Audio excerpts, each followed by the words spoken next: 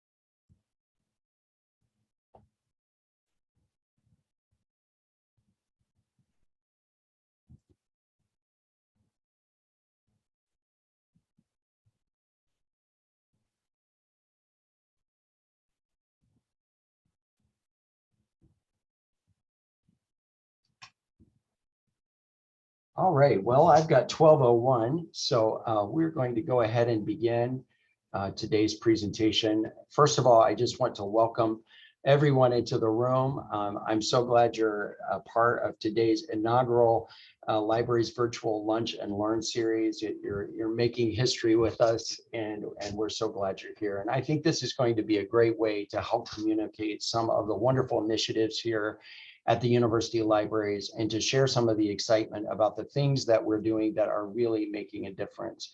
And today's presentation is called Representation Matters, Diversity and Inclusion in Archival and Digital Collections. And the work that we're doing around equity, diversity, inclusion, and access and justice in the university libraries is so critical. And, you know, archives have been one of the great ways that we have gathered and amplified voices of marginalized communities. And we're so appreciative of the long history here at Ball State University of curation and preservation around these. But we have been able to add many of these collections to our digital media repository. And so we're excited today to present more information to you about that. And as our presenters today, we would like to welcome Jim Bradley. He has been with the Ball State University's library since 2004, and he currently serves as head of metadata and digital initiatives, and he manages the department which digitizes the cultural heritage objects and archival materials, and even describes them and places them into these online collections, such as the ones in the digital media repository that we'll be discussing today. And Jim has been a part of this effort, as you could see, for a very long time, and he came to us shortly after we began digital initiatives, and he's been really important in shaping that work. And secondly, we want to welcome as a presenter today, Sarah Allison. She's been with the Ball State University Libraries since 2018, and she's currently serving as the head of archives, user engagement at the University Libraries Archives and Special Collections. And she leads a wonderful and energetic staff in the areas of public service, collection development and management. and user services for the archives and special collections department. So I'm going to turn this presentation over to them at this time. And at the very end, I hope we'll have some time for questions and discussion.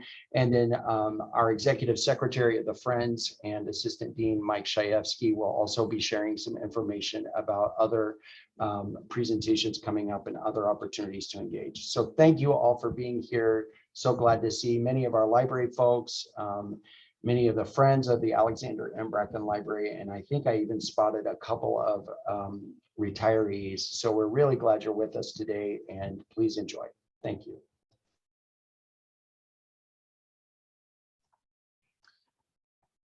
Okay, well, hold on one sec. I'm trying to make sure I share everything correctly here.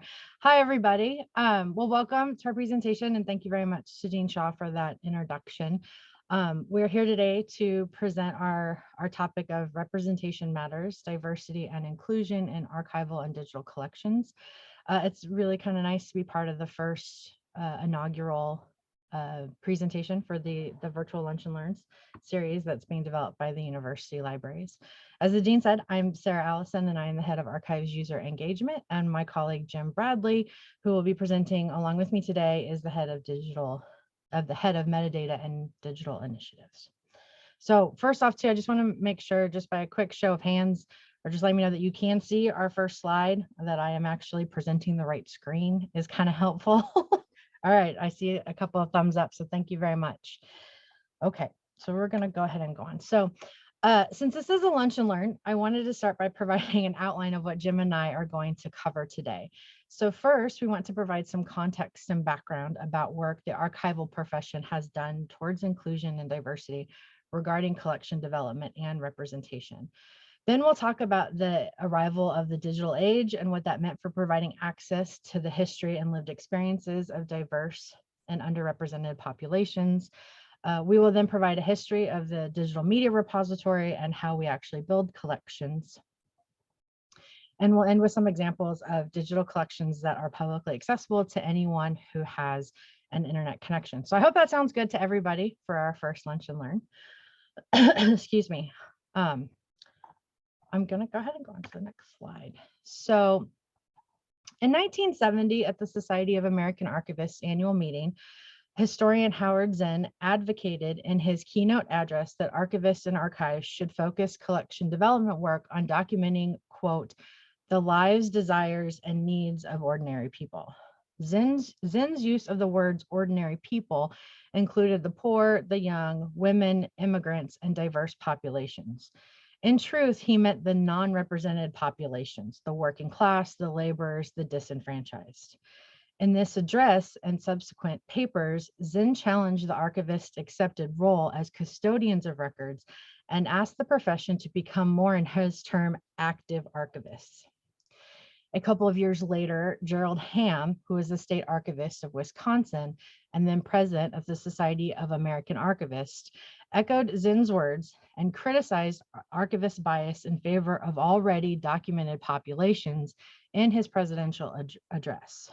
He denounced the gaps in the archival records and stated that, quote, our most important and intellectually demanding task as archivists is to make an informed selection of information that provides the future with a representative record of human experience in our time.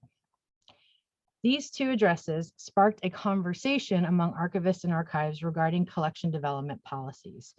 There had already been a call by historians and archivists for a more balanced historical record. Additionally, at this time in history, new research was being initiated by social and cultural historians. The cultural revolutions of the 1960s led to an increased desire to document diverse and underrepresented populations. Along with the archival profession, there was a lack of institutional record programs or archival repositories in many communities. And finally, an overarching concern within the archival profession that still exists today was the need for physical space and resources to preserve and provide access to a growing number of records. Research centers and specific archives dedicated to collecting the records of diverse and underrepresented groups began to develop. In 1965, the Immigration History Research Center at the University of Minnesota was created. In 1970, the African American Archives of Western Reserve's Historical Society was established to collect, preserve, and make accessible historical documents, photographs, memorabilia, art, and artifacts pertaining to African American life, history, and culture in Northeast Ohio. In 1971, the Blatch Institute was founded in Philadelphia with a mission to document the histories and experiences of over 60 diverse populations in the United States. Academic institutions and state historical societies began to collect material within the general framework of their own collection development policies. Archivists of the time sensed an urgency in preserving these community records and developed different strategies. One of the best strategies was to interact with the leaders of these community organizations and to build trust. One example was the Houston Metropolitan Research Center. In her article documenting the immigrant and ethnic experience in American archives, Dominique Daniel mentioned that the Houston Metropolitan Research Center drafted a collection policy and a plan of community outreach to convince the Mexican American population of its impartiality in pursuing their records. The staff used the Hispanic media to publicize their outreach plan and patiently waited to establish relationships within their local community. The written record for many underrepresented populations are difficult to preserve or even locate. Popularized by social historians, oral history projects were another strategy to collect the history of many diverse and underrepresented cultures. Many of the Ball State digital collections that we're going to talk about later in the presentation are these types of projects. Many of these projects were collaborations between both academic departments, community organizations, and the university libraries. These collaborative adventures bring together libraries and archives with their communities and are increasingly important in building connections and providing opportunities to share historical material and diverse perspectives. These strategies have continued throughout the years. Since the mid-1960s, specific archives have developed to preserve the cultural heritage of underrepresented groups. I have mentioned some already, but this type of collection development has continued. In 1992, the University of Iowa established the Iowa Women's Archive to collect and make available primary sources about the history of Iowa women from all walks of life. The One Archive, which is the oldest existing LGBT organization in the United States and one of the largest repositories of LGBTQ material in the world, was established in 1994, and it moved to its current home at the University of Southern California in 2010. Oral history projects have continued as well. In 2005, the University of Washington Libraries began the South Asian Oral History Project, which is one of the first attempts in the country to record South Asian immigrant experiences in the Pacific Northwest using the media of oral history. And in 2015, North Carolina State University Special Collections Research Center launched Wolf Tales, a mobile storytelling program that built connections with campus constituencies while also diversifying the campus historical record through the use of oral histories. The goal was to collect these histories from students and alumni while also creating a more diverse and inclusive picture of the campus community. So what I just covered, I hope, was a very brief overview of the archival's profession's efforts towards inclusion of diverse and underrepresented populations. These efforts required the involvement of many different collaborators, and I will say it is not a complete example list or of projects and or initiatives that have taken place. This brief overview was just to provide some context within the profession. It is nowhere complete, and we as archivists continue to work with community members, academic faculty, and even students to preserve the history and lived experiences of diverse and underrepresented populations. With the development of digital repositories like the Digital Media Repository here at Ball State, the history and lived experiences of diverse populations can become discoverable and more accessible. Not only are these experiences preserved, but they are visible. They are not just physical items in a box on a shelf waiting to be requested and pulled. Digital repositories and organizations like the Digital Public Library of America have provided the tools for diverse collections to become more attainable and more visible. Another example is the South Asian American Digital Archive. This is a nonprofit community-based organization that creates a more inclusive society by giving voices to South Asian Americans through documenting, preserving, and sharing stories that represent their unique and diverse experiences. This digital archive has content that was donated directly to the organization. But in this digital age, they also provide access to other collections and other repositories. So for example, the Oral History Project I mentioned earlier, the Southwest Asian Oral History Project at the University of Washington, is accessible through the university's website and also through this digital archive, expanding the access and visibility of these stories. So as the title of the talk is Representation Matters, digital access to these experiences not only adds to the social history, but it is a platform for diverse populations to see themselves in American history. This can lead to further collaboration, further preservation, and further expansion of the American experience. So now I'm going to turn it over to my colleague, Jim Bradley. Thanks, Sarah, and good afternoon, everyone. As Sarah discussed, equity in online representation is just as important as equity in archival collection policies. And the Digital Media Repository, which was established in the mid-2000s, has been a key component of university libraries' strategy for overall online visibility and accessibility of archives and special collections. The physical archives curates and provides stewardship for hundreds of thousands of pieces of primary source materials and cultural heritage objects. But there have always been challenges in providing access to these materials. The largest limitation would be that even if the collection descriptions or finding aids were made remotely accessible, researchers would generally still have to come to the archives to examine and utilize these resources. And in the course of the 20th century, many of these resources had the additional hurdle of being locked into formats which required specialized and increasingly antiquated and rare types of equipment for access to the content. Photographs, correspondences, and newspapers are very straightforward, but it becomes a bit more complex when you're dealing with film negatives, slide transparencies, reel-to-reel audio recordings, 8mm or 16mm motion picture films, or a wide variety of videotape formats. It's difficult enough these days to be able to play a VHS tape, even more so with rarer video formats such as U-matic or Betacam. And aside from the hurdle of having the appropriate technology or equipment necessary to access the content, the analog storage media itself was in many cases rapidly deteriorating. So the first push for digitization was not undertaken solely with access in mind, but was also largely concerned with the preservation of certain types of assets before they were lost. A variety of digitization technologies emerged, but they initially were quite cost prohibitive. It really wasn't until the early or mid 2000s that a tipping point of affordability allowed libraries, universities, and archives to more widely consider digitization and providing online access on a larger scale.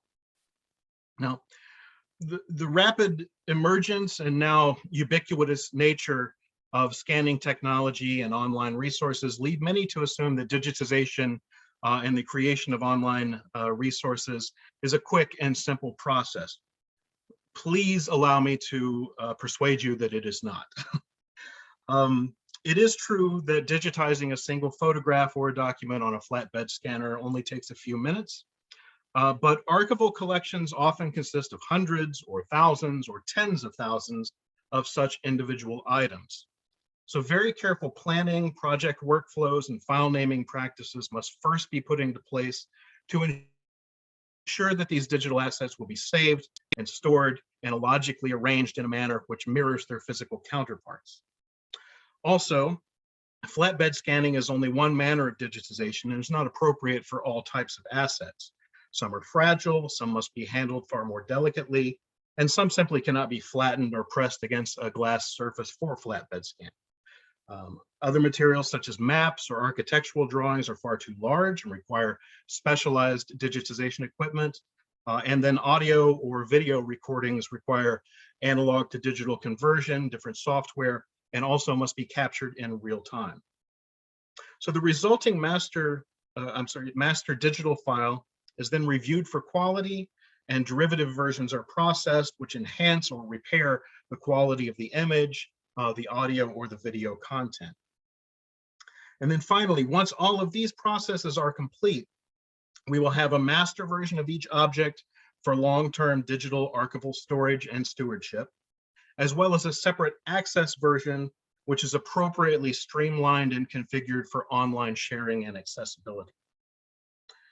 But these assets cannot yet be placed online, for they still have no descriptive information attached to them.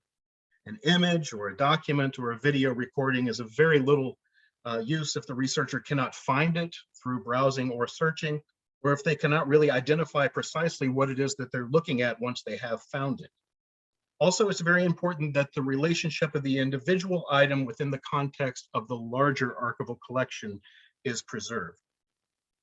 So alongside these digitization activities, a separate set of librarians are busy creating descriptive information, which we call metadata sets.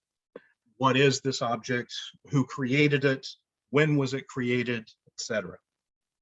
So the digital media repository provides an environment in which those digital assets are combined with their descriptive metadata set to aid discoverability and to provide online access to primary source materials within our archival collections.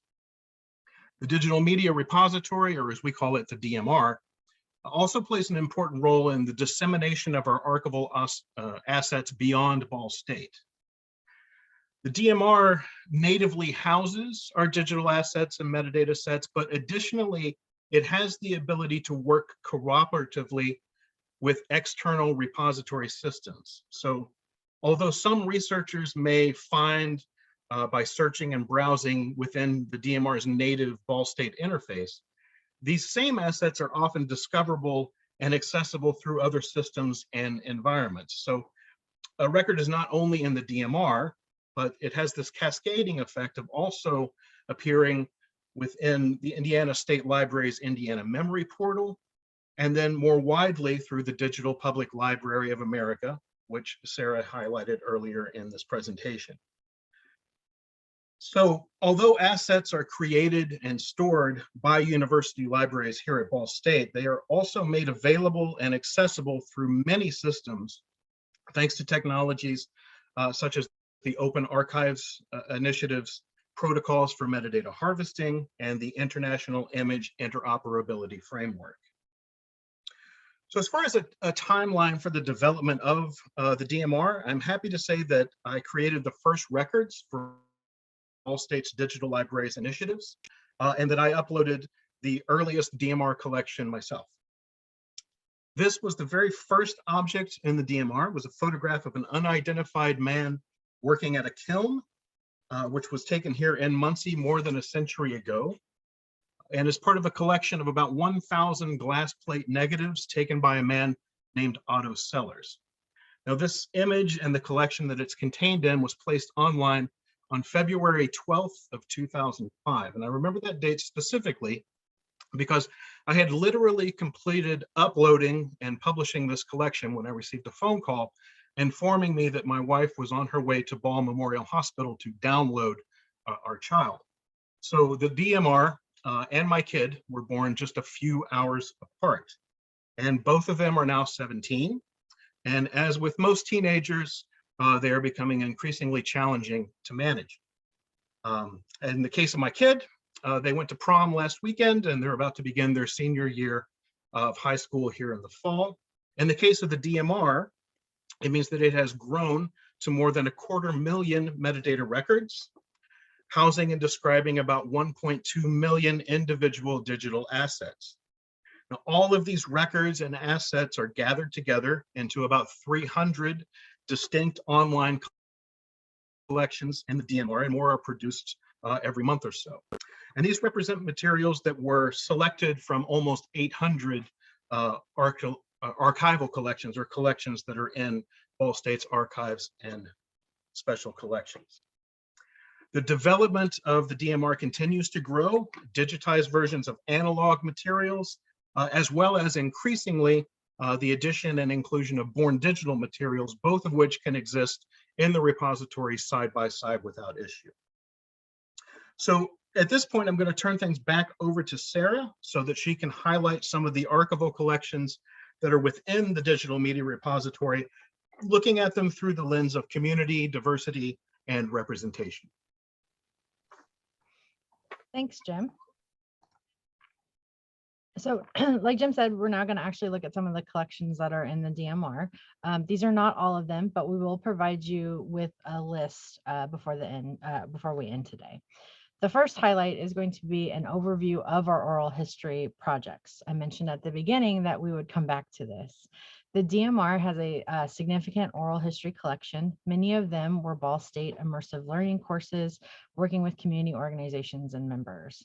There are some examples on the screen, such as the Middletown Digital Oral History Collection, which consists of oral history interviews conducted with African American, Jewish, and Catholic communities of Muncie, Indiana.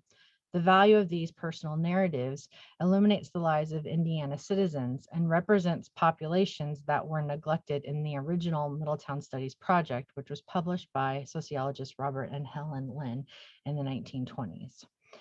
Another example on the screen is the Ball State University African American Alumni Association Oral History, which includes interviews with African American alumni and staff of Ball State University between 1950 and who were at Ball State between 1950 and 2017. These next two collections are the most current oral history projects that we have added to the DMR. Muslims in Muncie Oral History and Documentary Project was an immersive learning course that was funded through the Virginia B. Ball Center. It was led by Dr. Elizabeth Agnew and in partnership with the Islamic Center of Muncie and Ball State University Centers for Middletown Studies.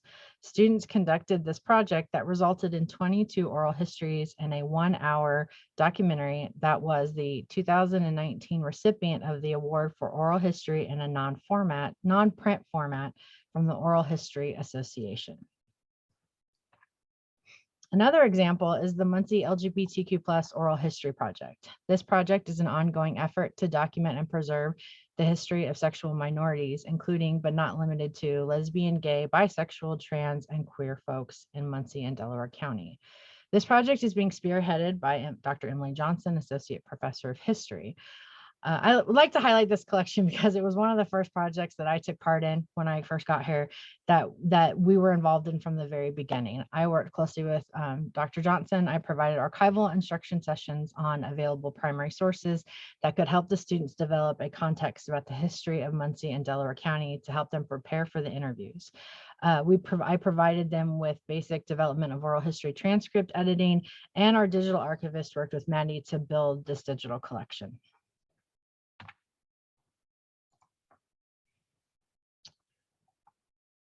So representation is also important to members of our campus community.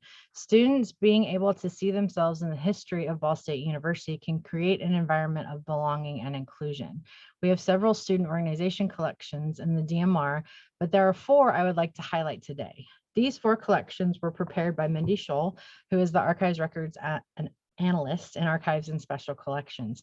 She specifically works with university archives through processing collections and making selections for content to be included in the DMR.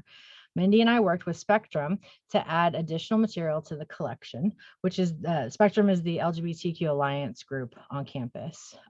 Mindy took this opportunity after meeting with the students from Spectrum to not only reprocess the physical collection, but prepare a portion of it to be added to the DMR.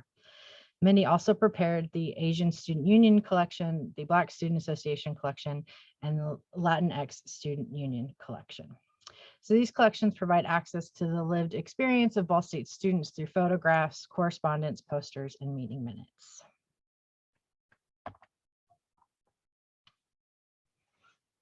One of the Archives and Special Collections missions is to preserve and provide access to the history of Muncie and Delaware County. In this area, the Archives has many collections from religious and community organizations to personal and family papers.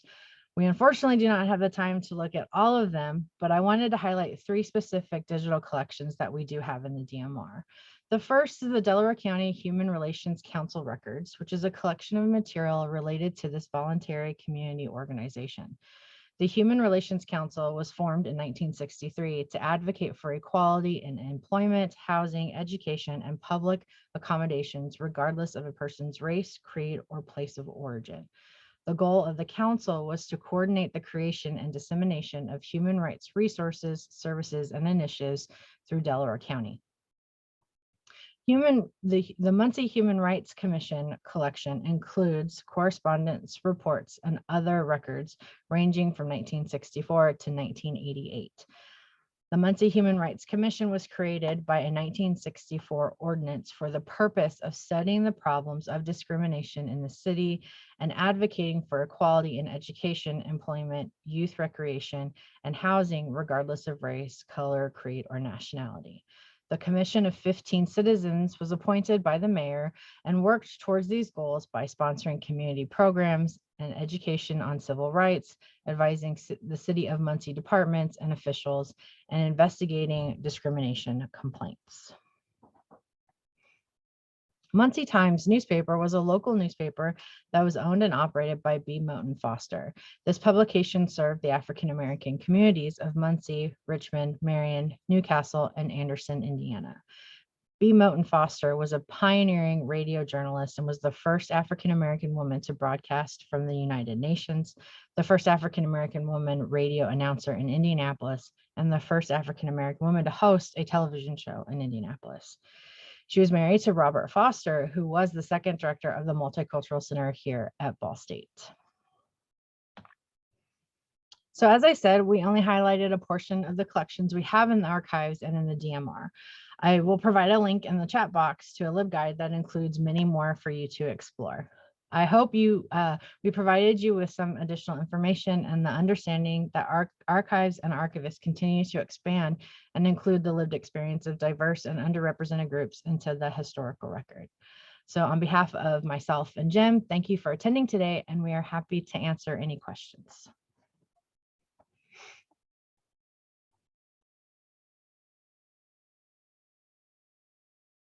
All right, thank you so much. Are there questions for Sarah or Jim regarding the presentation today? Thank you. That was really wonderful information. And there are also some links in the chat. We're able to see those. Go ahead. Hi, this is Beth. Hey, Beth. I have a question about a very particular item that's in the archive. So I'm not sure how appropriate this is for a general audience, but there is a series of small books that were written by Hurley Goodall that provide a wonderful history of African American life in Muncie, and I'm wondering about the possibility of being able to reproduce some of those items. I don't know who holds royalties to them, but it seems to me that these kinds of items might have some interest beyond Ball State's archives within the community as a whole. And so I didn't even know if that was a possibility. Let Sarah or Mike. I can try and answer part of it. Beth, you kind of broke up in the middle of it, but I'm guessing the question is about these books that Hurley Goodall had, and that trying to make them available in the DMR or like digitally available. Yeah. So you kind of hit on it. We don't quite know who might own the copyright. So that's one of the things that we kind of didn't discuss in the presentation is a lot of the material that's in the digital media repository, we are able to provide digital access to, and there aren't any kind of copyright concerns. However, those kinds of material are available if someone wants to come into the reading room. And if they are cataloged, which I'll have to go back and look, if they're cataloged, then they're in WorldCat, which is a huge world catalog that links libraries, both public institutions and say like the Library of Congress and things like that, links information together to be able to see where certain types of items are. So that would be kind of one way that we could provide access to them if we cannot digitize them because of copyright. But Beth, it's a great question. And you now have given me, I'm going to start creating a list and seeing what else we might want to add. to the DMR if we're able to. Thank you. That's Yeah. helpful. Sarah. This is Steve Anderson. Can you hear me? Yes, go ahead. This is a really impressive presentation. And as a community member, I'm bound to ask the question, how do materials get into the archives? To what extent are you proactive in identifying community, cultural, or educational issues and going out and seeking them? Or on the other hand, to what extent do you wait until an organization approaches you? And the bottom part of that is, are you missing some good stuff? Well, to answer the first part of your question, we do a lot of things, and it's a great question. Sometimes we do sit and wait depending on the organization. And when the way I'm talking right now is not just about archives and special collections, but I think it's a good overview of how archival departments, archives and special collections across academic institutions and even historical societies, I think, kind of operate, is that we do a lot of what we do is public programming first, right? So we have our community presentation series. We just did we worked with Muncie Public Library, Minnetrista, and Delaware County last weekend to do the community scan day, so that our presence is known within the community and what it is we have and how it's used both by students, faculty, community members. So that's one way, is doing more of the outreach that we've done. Very similar to this presentation that we're doing today, to talk about what we have in the collection and what we preserve. Sometimes, and we will go to an organization that we might think would benefit from our services in collecting content. One of the examples we didn't mention in the presentation, but is on the list of collections, is the Facing Project. So they do the interpretive storytelling, and they produce a printed printed document that we add, or we also follow their website. So sometimes if an initiative is coming up within the community, we will try and introduce ourselves and say, hi, I work in the archives. This is what we have. Would you be of interest? How can we provide this service to you? Another good example is actually this afternoon, later today, I'm meeting with the Anthony Northside Neighborhood Association because they contacted us about our web archiving program, but wanted to also know how they could themselves preserve their association records. And so I'm going to do a very quick 10-minute presentation at their meeting this afternoon. So a big part, it's a combination of things. A lot of times we build a constituency of wonderful supporters. Some of them are on the call today, who let us know, or who work with other community members and say, oh, you might want to reach out to Archives and Special Collections at Ball State, or the Delaware County Historical Society, or something along those lines. So we rely on our wonderful supporters too. I hope that answered the question. It was kind of long. Yes, it does. Thank you.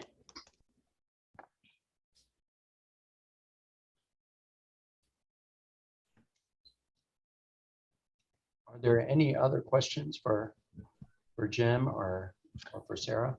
One came into the chat. It says, in terms of developing the collections you spoke about, do you find that the community has reached out to you more than you anticipated, or has archives had to do most of the outreach? That's kind of a good question. I think it's hit or miss with the collections. I think if it's an organization's records and they know that we've been digitizing them or that we're processing them, I think that they are a little bit more active in going to look at the collections and contacting us. I do think it's good for us to continue to promote what it is we've put in the digital media repository or new collections that we've received, just because not everyone always goes to our collections database to look at stuff that comes in. So I hope that answers the question, Blake. Oh, there's another one.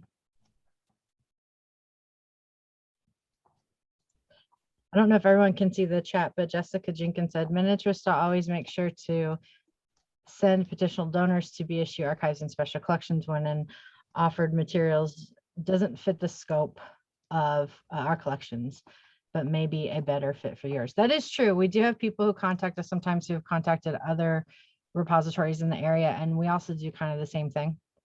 Thanks, Jessica.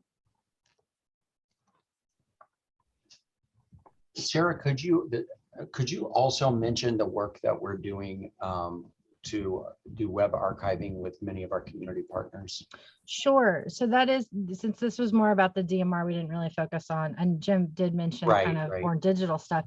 So we do have a web archiving program.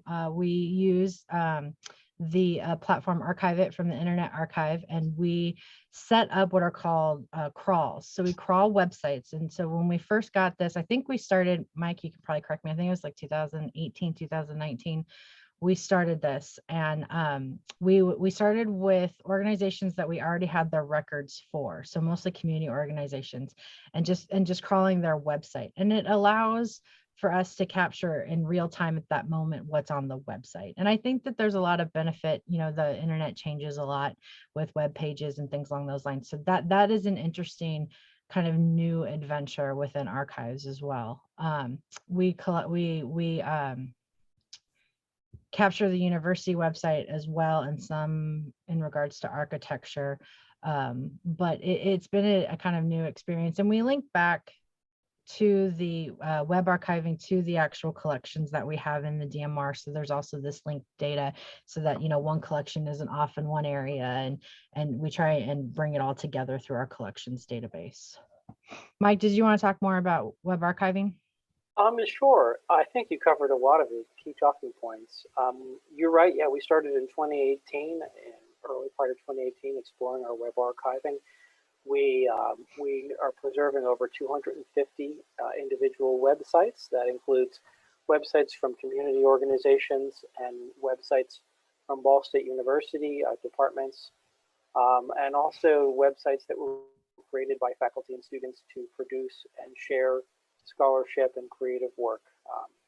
Been a very exciting and successful program, and perhaps a great topic for a future lunch and learn presentation to explore our web archiving program in greater detail. But you can go to our Archives and Special Collections homepage. There is a link from the homepage that allows you to browse, search, browse and search through the entirety of our web archive and explore some of the different websites and records that we're preserving there.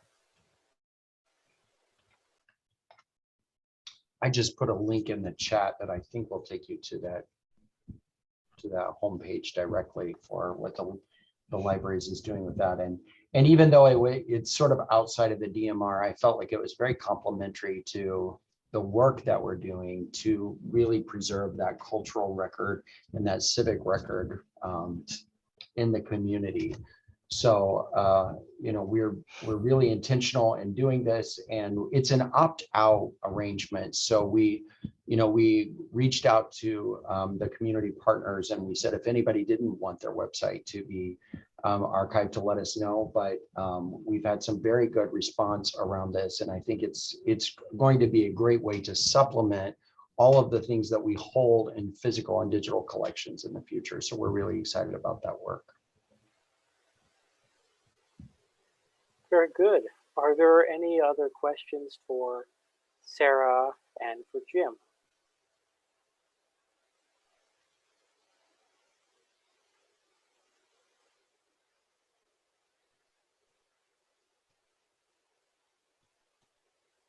Okay, hearing none, I want to thank Sarah and Jim for giving a wonderful explanation of the work that's being done here and a wonderful overview of our diverse and representative collections, how to find them, and also all the work and intentionality that goes into doing that work from archives and from metadata and digital initiatives.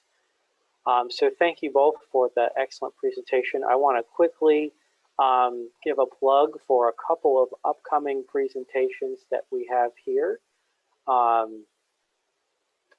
So let me go ahead and share my screen.